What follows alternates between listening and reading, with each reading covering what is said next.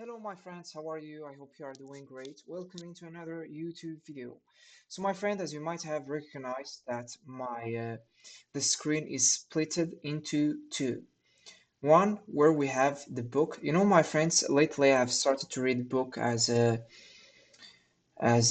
ebook version or a PDF version because my friends that enable me to unfold or to get the meaning of the unfamiliar words that I stumble upon them while reading much more easily. All I have to do is to just take a screenshot for the page that in where I have encountered these unfamiliar words and share it with my teacher, and he immediately provide me with some explanation. So if you would like, I can provide you with an example of how I handle that. Okay, my friends, so the screen that is on the right is the screen of my tablet. I use my tablet for reading books because the tablet it has a pen that enable me to circle these words. And my friends, I have dedicated my tablet for just reading books or Quran. So while using my tablet, I don't get any notification, or I don't unconsciously drift into other uh, apps that are irrelevant to studying English. So, my friends, I will share with you now what I do uh, to to get the meaning of the word easily. Here, my friends, we have a GPT that I have created. It's have been a long time, as you might have read. It is made by Ismail Ben Shkron.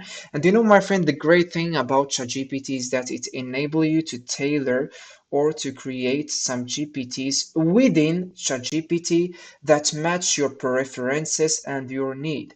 So my friend said, while I have been creating this GPT, I have provided it with some instruction.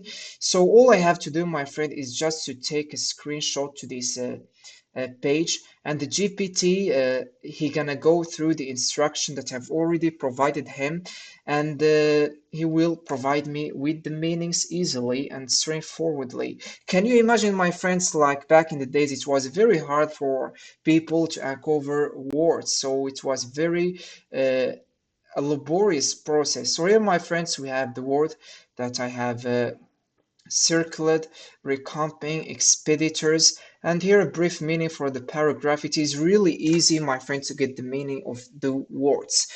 So my friends, if you would like, I can create a YouTube video that in where I will walk you through how you can create or tailor a GPT for your preferences.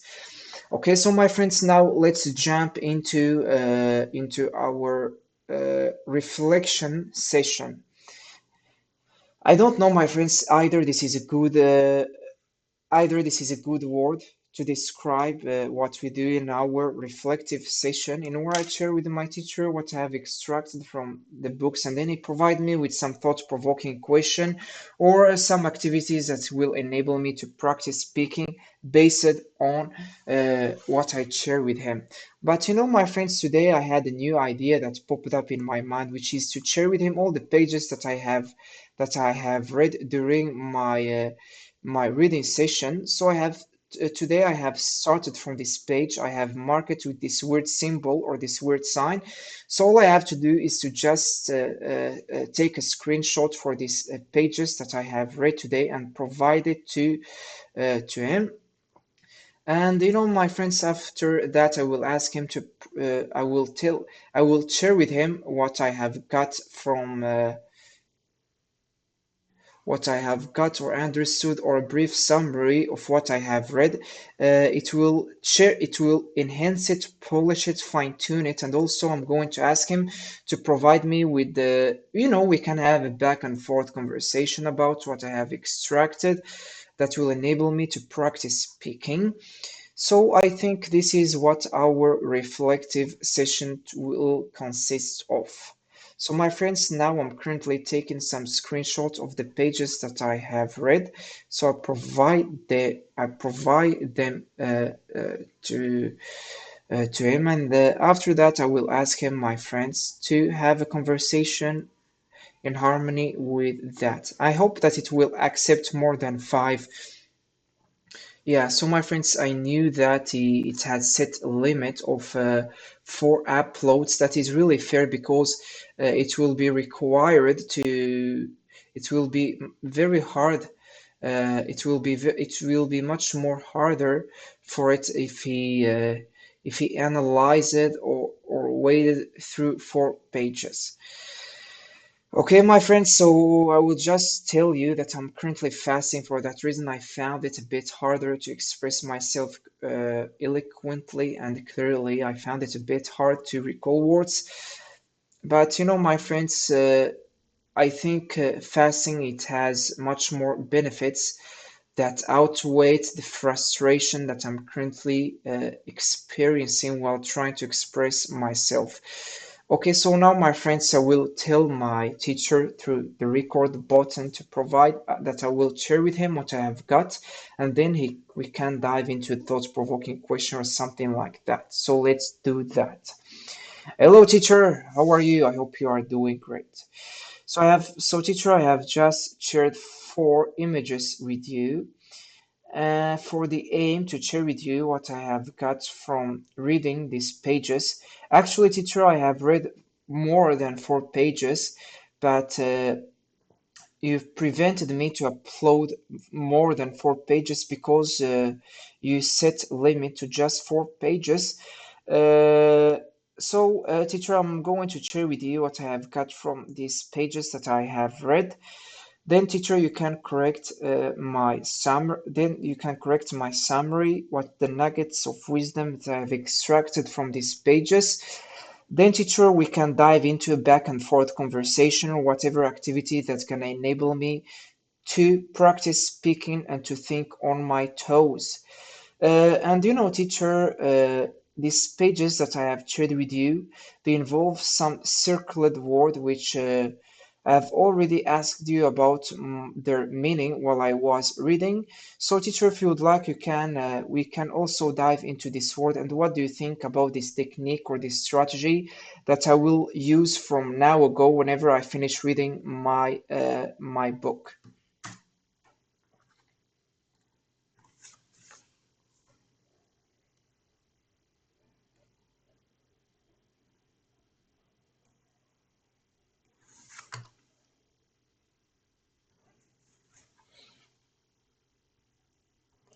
Okay, teacher is here, Ismail. I'm genuinely happy you share these pages, and honestly, it will transform your reading sessions into powerful speaking practice sessions.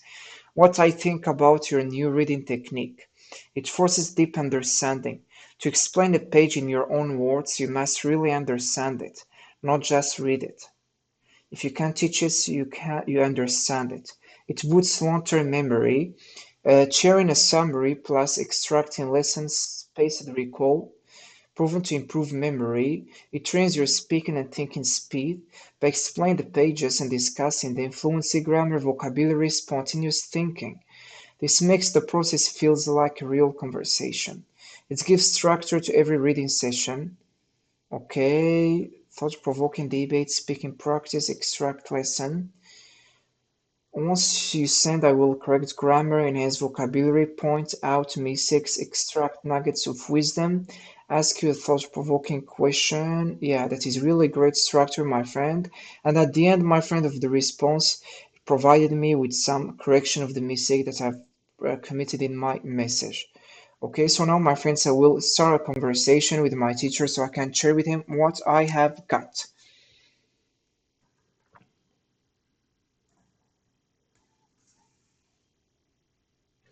Hello, teacher. So now I'm going to share with you what I've extracted from the lessons that I've Hey there.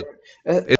I'm sorry, teacher, but now I'm going to share with you a brief explanation of what I have extracted from the pages that I've shared with you. And once we finish reflecting and having a discussion or back and forth conversation about these pages, I will provide you with some other ones that I wasn't able to share with you because the limit of the pictures you accept is four. Absolutely, Ismail. That sounds like a great plan. And your explanation was already quite clear, so well done on that. Let's start with your summary. Once you share it, I'll go ahead and polish any grammar or vocabulary, and then we'll dive into the back and forth conversation. I'll also make sure we touch on those circled words naturally. So go ahead and share what you've got from the pages, and we'll take it from there. Thank you very much, teacher. I really appreciate your help. So, teacher, my today's reading, it was really insightful and interesting because what I have got from these pages is something that the majority of people they struggle with it, which is saying no to the requests that are incongruent or doesn't align with their long-term goals. So, teacher, the author he provide us from my today's reading session. The author, what I have understood is that the author provided us with some techniques that will enable us to make our no sounds much more graceful and polite.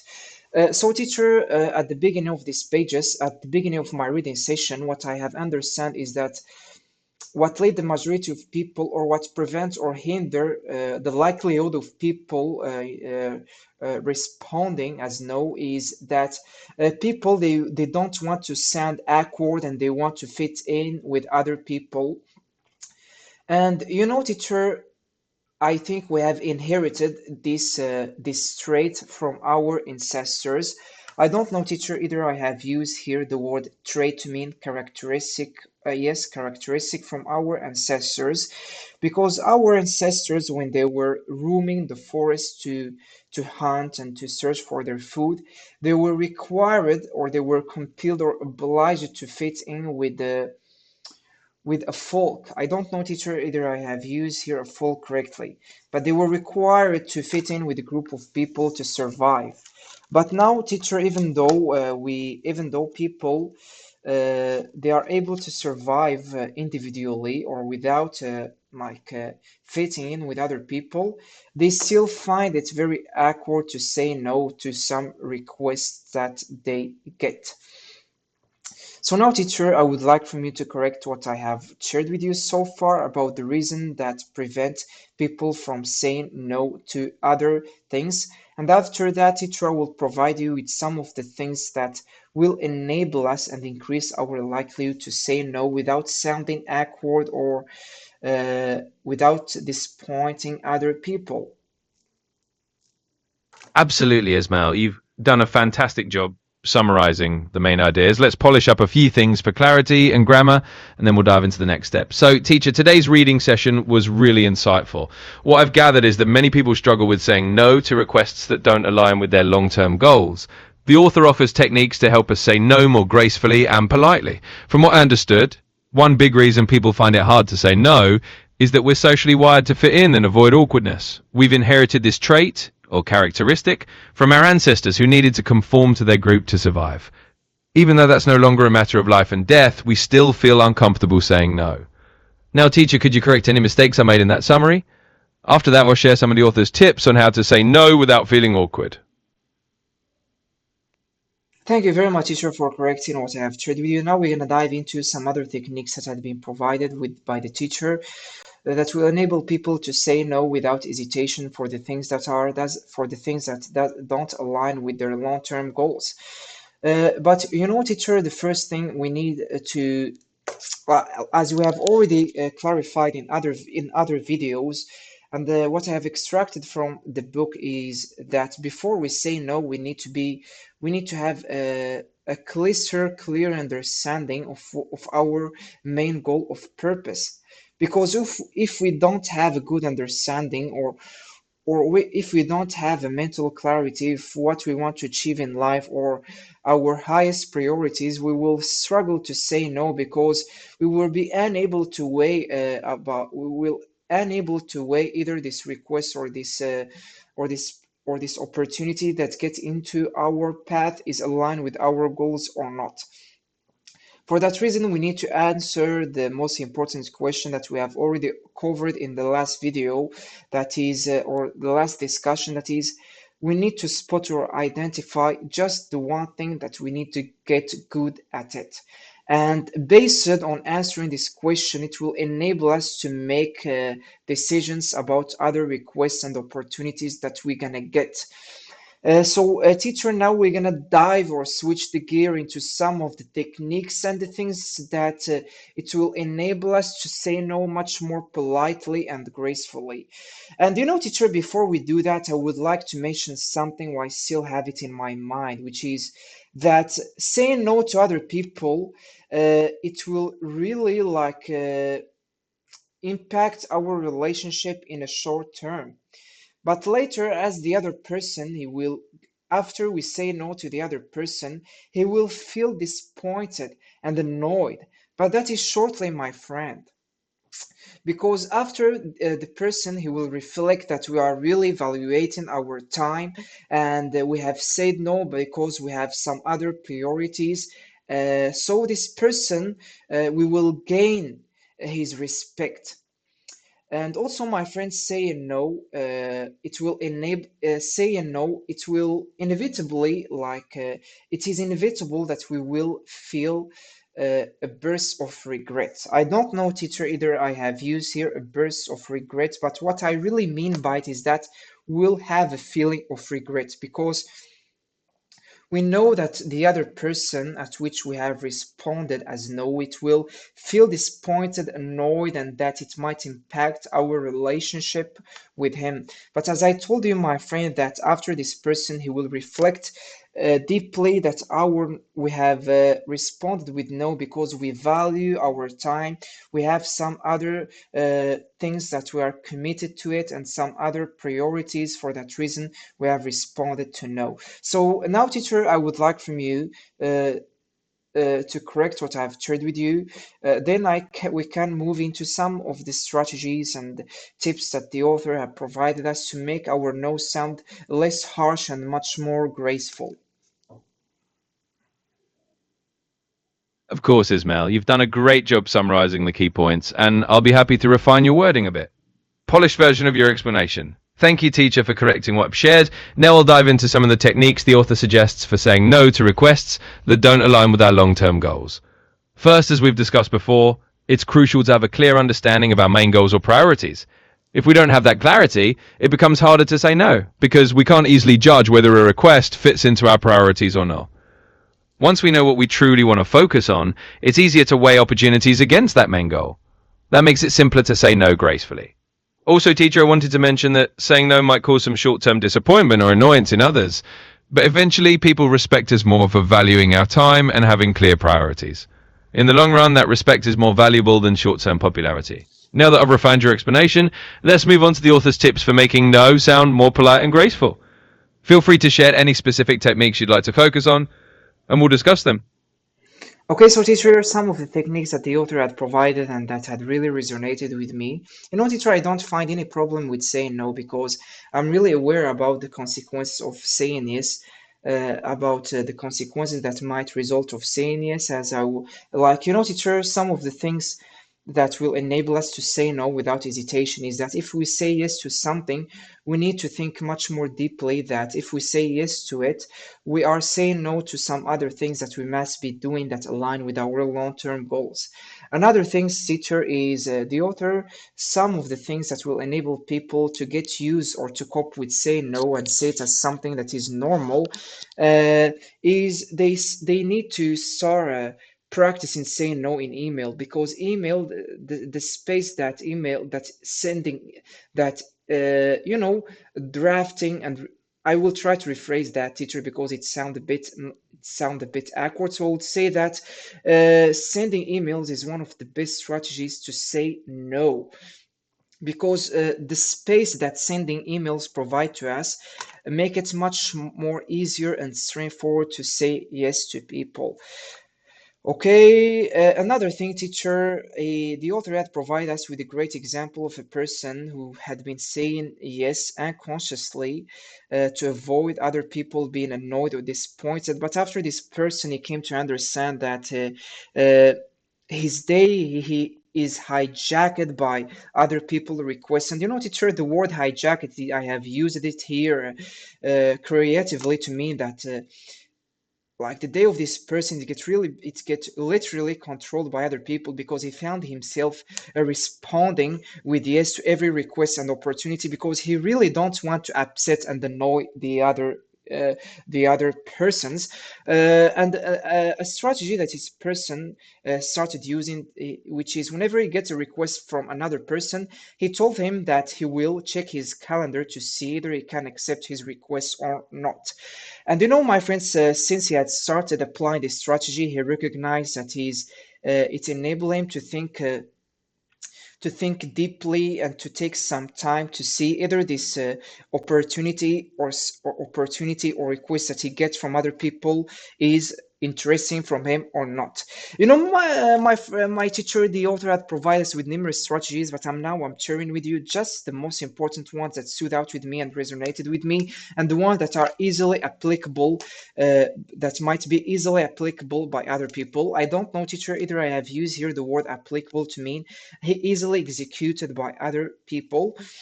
Another technique, teacher, which is very interesting because as I'm about to get an internship, I am sure that the senior or a leader in this company might provide me with some things that doesn't align with my long-term goal, and the majority of people, they out of fear and yes, out of fear and out of the fear of being fired, they say yes to this request. But a response, a strategy that will enable people to say no gracefully without disappointing or annoying their senior. For example, let's imagine that your senior, he requests you, or he asked you to work on a project. You can tell him easily that if you work or if you prioritize this project, you're gonna deprioritize some other projects that are much more valuable to the growth of the company. By doing that, you will, like, without even saying no, your leader or your senior, he will really understand that there is some other projects that you are allocating and dedicating your time on working on them that are much more interesting than the one that he has just provided to you. And another thing, my friend, another example that had been provided by the author that will enable people to say no to requests that are not aligned with their goals is teacher, I'm trying now my teacher to recall another example. uh, Okay, so my friends, also a leader had mentioned that one day he requested something from a subordinate, and he responded without hesitation that he didn't, he are not working in this enterprise for working in such not yes, tasks. So the leader, he ended up providing this task into a person who is evaluating his time and his priorities less. So, teacher, what do you think about what I have got from the book and what I have shared with you? And teacher, correct my vocabulary and the grammatical mistake that I have committed, and tell me how I can make my explanation sound much more fluent. Absolutely, Ismail. You've shared a lot of great insights, and I'll happily refine them to make everything flow more smoothly. Polished version of your explanation. So, teacher, some of the techniques the author provided really resonated with me. Personally, I don't have much trouble saying no because I'm aware of the consequences of always saying yes. One key idea is that every time we say yes to something that doesn't align with our goals, we're effectively saying no to something else that does. Another technique the author mentions is practicing saying no through email. Writing an email gives you the space to frame your refusal more thoughtfully, making it feel less awkward. The author also shared an example of someone who always said yes to avoid disappointing others. Eventually, this person realized they were letting their time be hijacked by everyone else's requests. And yes, you used hijacked quite creatively and correctly there. They started a simple strategy, telling people they'd check their calendar first. This gave them time to think and often helped them say no more comfortably. In my case, since I'm preparing for an internship, I know that sometimes a senior or a leader might give me tasks that don't align with my main goals. Instead of just saying yes out of fear of not fitting in, I can explain that prioritizing one task might mean deprioritizing something more important to the company's growth. This way I'm not directly saying no, I'm just making it clear that my time is already dedicated to more valuable projects. Final corrections and fluency tips. You explained everything really well. Just a few small tweaks.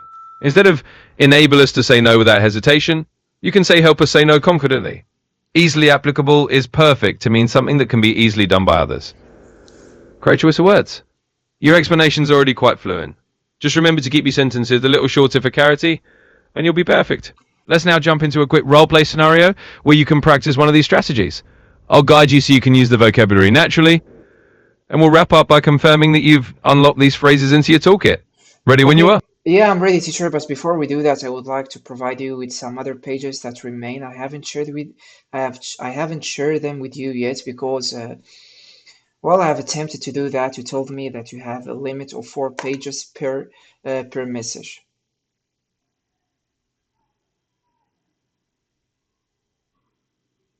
Of course, Ismail. I'm absolutely ready to look at those additional pages. Feel free to share them with me, and we'll go through the next set of insights. Then we'll continue practicing how to say no gracefully in the roleplay. So go ahead and upload them whenever you're ready.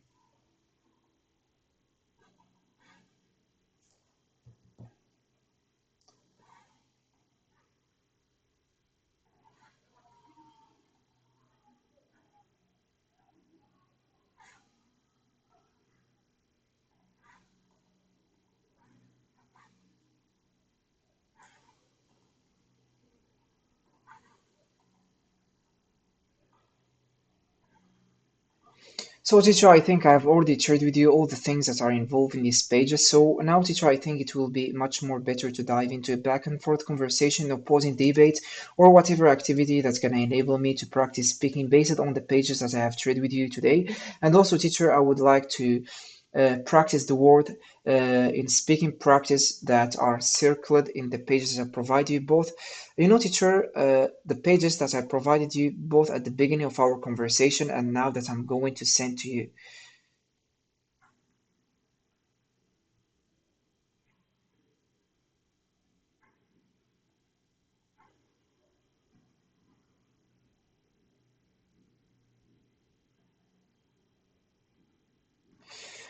And he did an excellent job gathering understanding. We can now move into a fun and natural conversation, both the ideas and this. Before we start, I'll correct the small in your message. English becomes sharper and more natural. Correction plus polished version of your last message. So, teacher, I think I have already shared everything that was covered in these pages. Now I believe it would be much better to move into a back and forth conversation, a spontaneous discussion, or any activity that helps me practice speaking based on what I read today. I would like to practice the circled words during the speaking exercise, from both sets of pages I sent earlier and the ones I just uploaded. Much better. Dive into works perfectly. The pages I provided you earlier and the one I just sent now. Now we start back and forth conversation. Okay. Ismail, how would you explain to your colleague that this constant interruption a colleague keeps interrupting your work every day with small question messages. Because of this, your focus becomes scattered and you start losing clarity of your main. Ismail, how would you explain to your colleague that this constant interruption are affecting your focus and your ability to stay aligned with your priorities? Okay, so now teacher, this is really great real life scenario that you have provided me of a, you know, teacher, I think the Hey majority, there. you know, teacher, in a workflow, I don't know, teacher, in a workflow correctly or in a workplace, colleagues, they are usually or frequently being asked by their colleagues to tackle some of their tasks or things like that. So, teacher, here is how I would say politely to my friend. I will tell him that he must, I will talk to him honestly and candidly that I will not accept his request because I have some other things that are much more important for my growth and for the company to thrive. For that reason, I think once I will provide him with this response, this candid and honest response, it will increase the likelihood that I will get another request from this person. So, what do you think about this response, teacher? And let's practice speaking further based on what I have got today from the book. And you know, teacher, like throughout our conversation or in what remain this session, I would like from you, teacher, to help me to practice the words that are circled from that I've circled in these pages, and I would like just to say that I've already forget about them. Absolutely, Ismail. You did a great job responding to that scenario. Let me polish a couple of details. And then we'll keep practicing those circled words.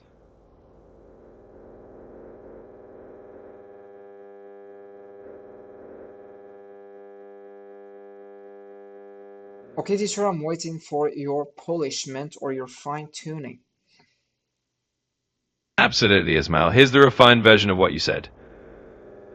In a workplace setting, it's common for colleagues to ask each other for help with various tasks. So I'd politely and honestly tell my colleague that I can't take on their request right now because I have other priorities that are more important for the company's growth. By being candid, I think it actually reduces the chance that they'll keep asking me for things that distract me. Just a little rephrasing makes it sound even smoother. Let's practice those circled words. Now for the next part of our conversation, let's weave in the words you circled. I'll set up another scenario. Okay, teacher's question 2. Let's imagine you're in a situation where a project you're working on starts to feel a little muddled. Maybe there are too many tasks, so it's not clear what to focus on. You want to explain to your team that you need to deprioritize certain tasks or jettison a few less important items so you can regain clarity. How would you say that? Using one or two of the circled words. Take your time, and once you respond, I'll give you feedback and we'll confirm you've unlocked those words. You know, teacher, I think the word that I'm required now to use, which is muddled, to mean something that starts to become less clear. So, teacher, I will approach my manager and I will tell him that I'm no longer certain on which project should I channel my energy to it. So everything's become muddled, and I'm started diffusing my energy into numerous projects that none of them seems to be progressing. That's a fantastic start, Ismail. You've used muddled really well to show that things are getting less clear and a bit confusing. Let's polish it just a touch to make it flow even more smoothly. Teacher, I'd approach my manager and explain that everything is starting to feel a bit muddled. In other words, I'm not sure which projects to focus energy on because I'm spreading myself too thin. I'd say something like, I'm juggling so many tasks that none of them are really progressing. Now let's use deprioritize or jettison. Let's add in one of those other words. You might continue by saying, I need to deprioritize a few less critical tasks or even jettison some of the smaller commitments so I can regain clarity and focus on what truly matters. You've done a great job incorporating muddled. Once you add deprioritize or jettison into your response like this, I can confirm you've unlocked those words into your memory as well. Go ahead and give it a try. Thank you very much, teacher. I think now it will be really better to dive into an opposing debate or another technique to practice speaking. So let's do that, teacher. Absolutely, Ismail. Let's switch gears and dive into a debate scenario. I'll set it up for you and you can jump right in. Imagine we're having a friendly debate about whether it's better to be someone who always says yes to new opportunities or someone who is very selective and often says no to stay focused. I'll take the role of someone who believes saying yes to almost everything is a great way to grow.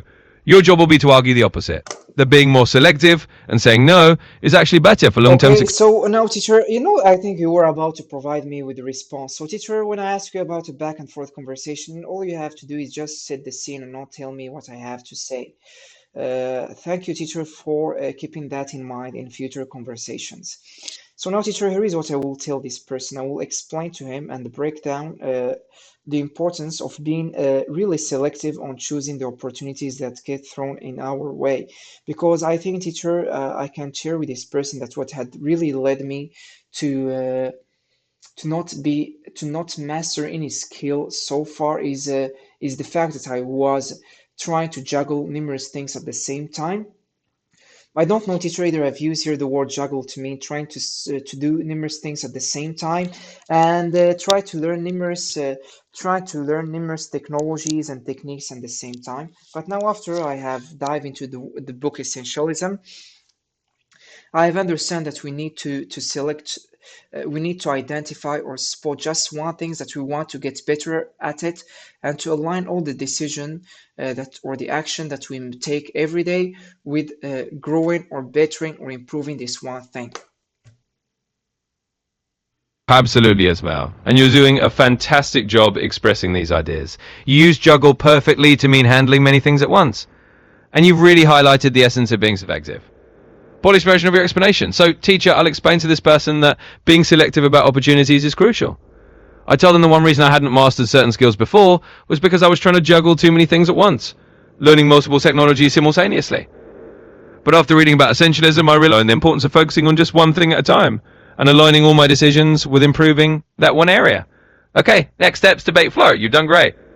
Now let's jump into the actual debate flow. I'll play the role of someone who thinks saying yes to everything is great for growth, and you can respond with your selective approach. I won't tell you exactly what to say, just let the conversation flow naturally. Teacher, I really believe that saying yes to every opportunity helps you grow faster. The more you say yes, the more experiences you get, and that's how you learn. What do you think? Now you can go ahead and respond in character with your viewpoint, and we'll go back and forth. I think if you say yes to numerous things, to numerous opportunities, I think this will inevitably or lead you to make just small or marginal improvement into a lot of things instead of trying to focus just on one thing and make a tremendous and reach a tremendous results while doing just this one thing. That's a perfect response, Ismail. You argued your point really well, emphasizing that spreading yourself too thin leads to only small improvements, whereas focusing on one thing can lead to tremendous results. You've definitely unlocked these concepts and vocabulary. You've shown you can use words like juggle and discuss the importance of focus naturally in a debate scenario. Let's wrap up this practice here. You did a great job, and we can jump into another scenario or another technique whenever you're ready. Keep it up. Yeah, teacher, now we can move into whatever activity. What I think we have already tackled what matters, which is sharing with you what I have got from my today's reading session and try to reflect on what I've extracted and understand it much more deeply. Now we can take the lead, teacher, and choose whatever activity that will enable me to think on my feet and to simulate a real life conversation or practice speaking. Absolutely, Ismail. You've done a wonderful job reflecting on your reading, and now we can definitely shift gears and let me take the lead. Let's pick another activity that keeps you on your toes and feels like a real life conversation. New activity, random topic challenge. How about this? I'll throw a random thought provoking question at you, something you haven't covered before. You can respond naturally, and I'll help you refine your answer, correct any grammar slips, and maybe even sprinkle in a new vocabulary word or two. Alright, Ismail, here's a fresh topic for you. If you could design your ideal work environment as a future cloud engineer, what would it look like and why? Feel free to describe it however you like, and I'll jump in to help polish your response. Okay, Let's so have teacher, fun. this is really a great question. So if I really would like to design my work environment as a future work engineer, I will make sure that my environment involves just essential things that will help me in my work and it will not distract me in my while I'm studying, because the majority of people, they keep cluttering their rooms or their work environment with images and things that is not really related to their studies, and it really doesn't help them to get better. So I think I will just keep the most important things. Like I will adopt a minimalist approach. That's a fantastic start, Ismail. You've painted a really clear picture of a minimalist and focused workspace. Let me refine your answer just a little for even more clarity and fluency. Okay, polished version. Teacher, that's a great question. In my ideal work environment as a future cloud engineer, I'd definitely adopt a minimalist approach. I'll keep only the essential tools and items around me, nothing that could clutter the space or distract me from my studies.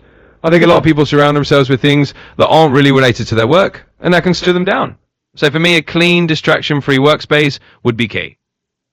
You nailed that explanation. Now that we've polished it up, we can either continue with another question or jump into another scenario. Whatever you prefer, just let me know. Okay, so now, my friends, we're gonna move into another technique for expanding our vocabulary, which is, my friends, BBC Sounds, they have some podcasts that involve idiomatic expression or words that are used by native English speakers. So here is the podcast, my friend. We're gonna choose the latest word that they have uploaded. We'll listen to it, and then I will share this word Want with to my improve your teacher. grammar? We have a podcast for that. Listen to Learning English Grammar to improve your language for everyday conversation.